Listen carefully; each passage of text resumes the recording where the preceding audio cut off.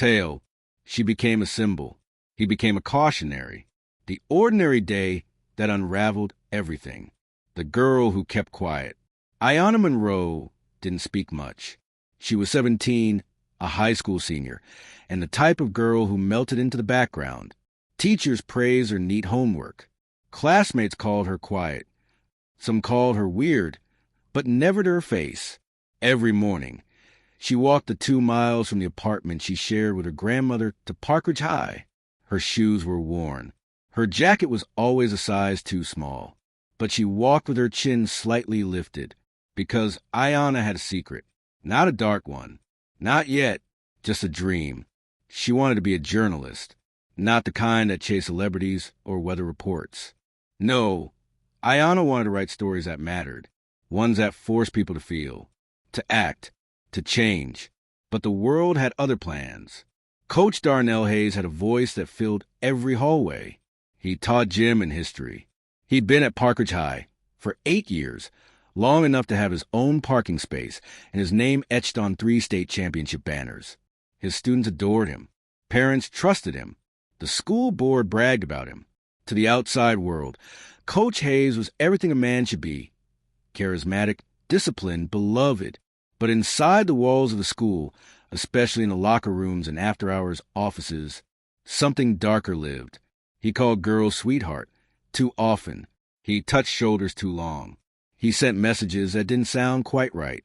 And Aiyana, she kept her head down. Until the day she couldn't anymore.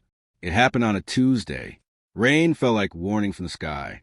Aiyana had stayed after school to finish her article for the school paper, a piece about underfunded programs and missing art supplies.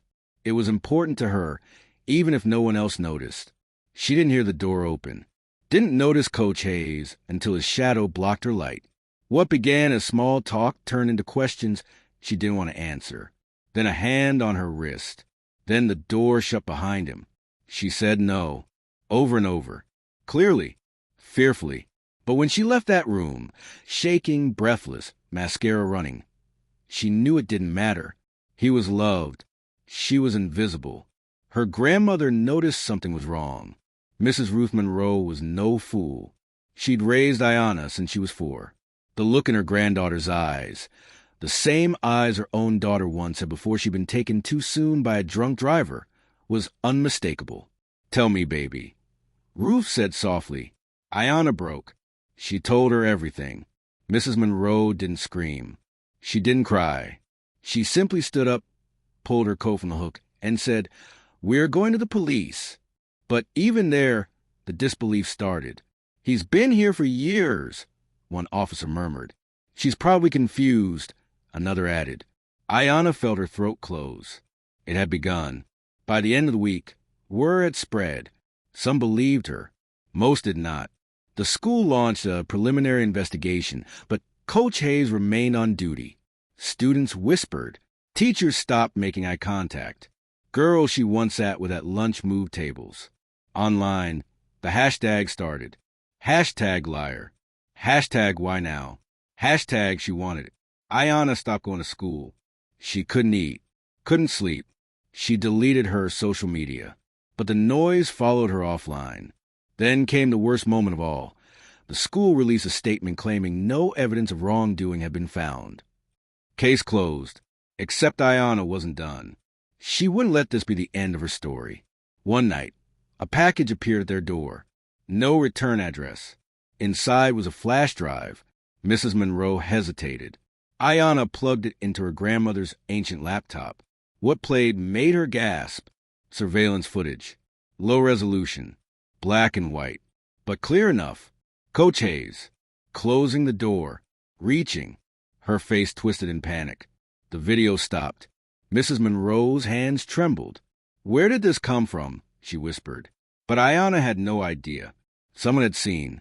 Someone had helped. They uploaded it. Within 72 hours, the video had over 4 million views. Hashtag Justice for Aiyana trended worldwide. Celebrities shared it. Journalists called nonstop. Women from Parkridge, some who had been silent for decades, came forward. Coach Hayes was suspended. An investigation reopened. People began to see her. Finally, But the backlash returned too. Threats, doubts, edited videos meant to discredit her. Still, Aiyana didn't break. In fact, she spoke. On a national interview, her voice didn't shake. "I didn't want to be known for this," she said. "But if I have to carry it, I'm going to carry it loud." She became a symbol, not just of survival, but of power. Coach Hayes sat in his den, lights off, TV blaring without sound. He'd seen the footage. He knew the walls were closing in. But what shocked him most wasn't that he'd been caught. Deep down, he always knew the lies couldn't last forever. It was who had leaked it, because he recognized the angle. The only camera that faced that hallway was hidden inside the janitor's closet. Staff weren't supposed to know it existed. Only one person ever did him a favor by looking the other way all these years. And now, that favor had expired. James Talbert, the night janitor at Parkridge High, was the man no one noticed. He was 58, balding, quiet. Most days, students walked past him like he was furniture. But he saw everything. He saw how Coach Hayes lingered around certain girls.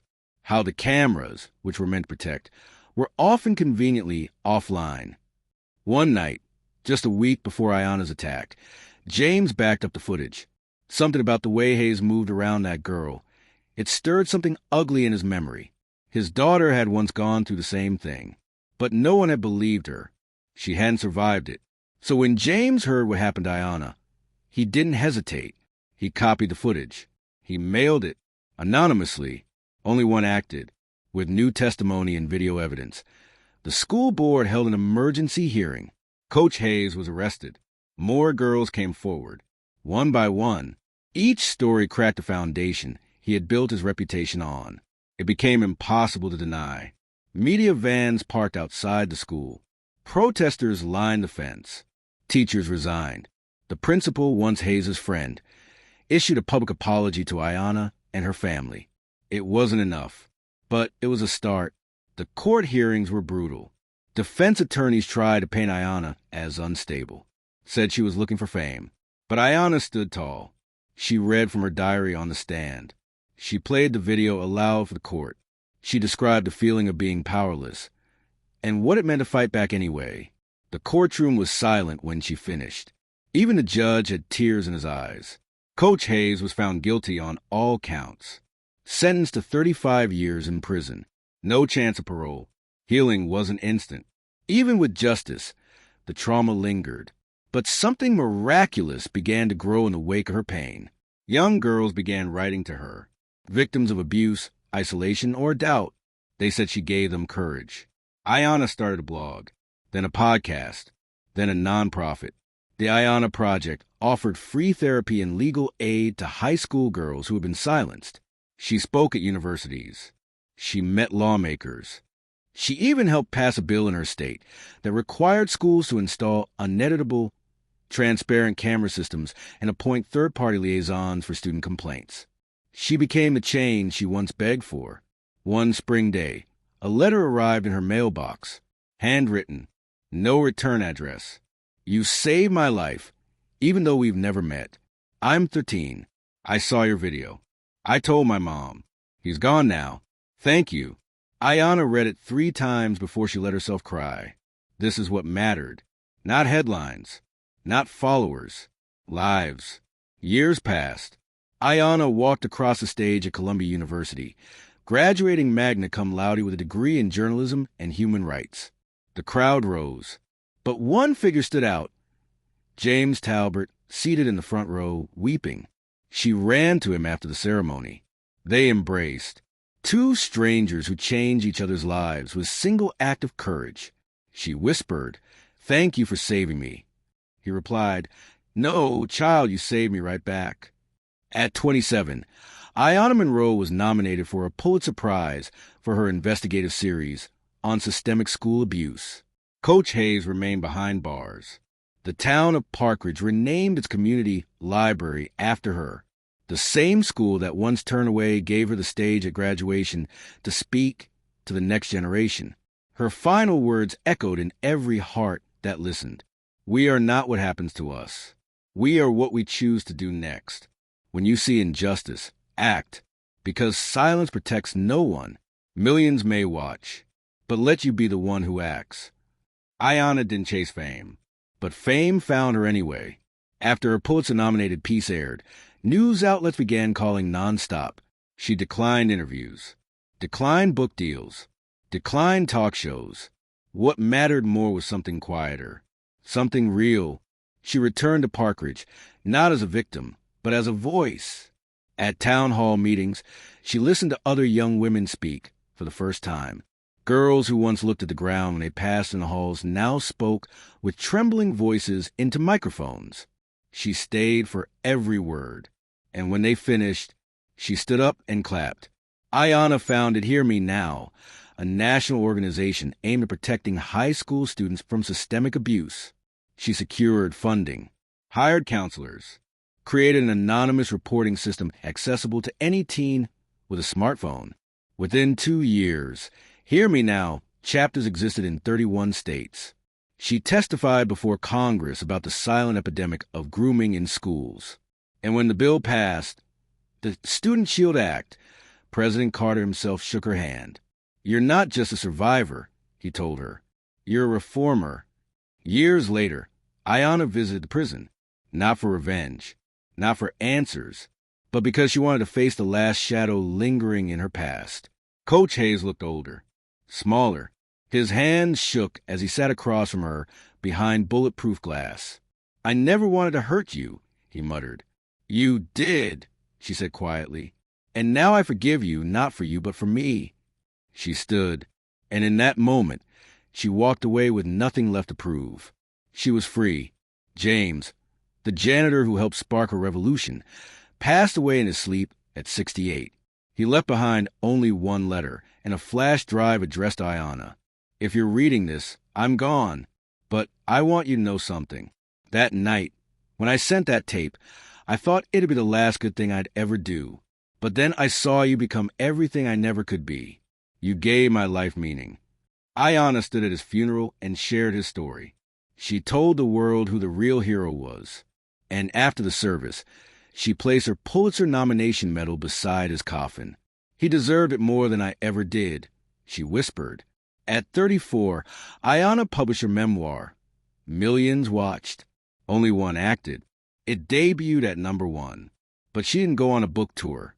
Instead, she visited juvenile detention centers, battered women's shelters, and underfunded schools.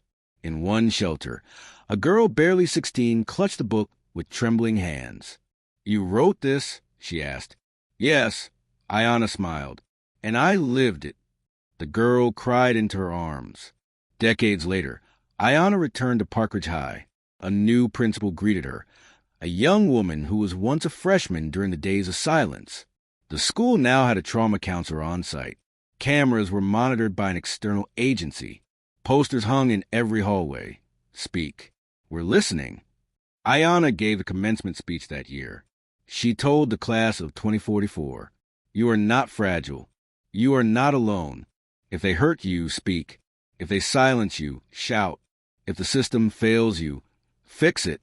I was once a statistic. Now I'm a symbol. And so are you." In Washington, D.C., a sculpture was erected in her honor. It stood in front of the National Museum of Justice. 2 figures, a young girl holding a microphone, an old man holding a security tape. Below them, etched in stone, millions watched. Only one acted, and she changed everything. Please like, share, and subscribe. Till next time, this is Dark Case Diaries, where depths are shared.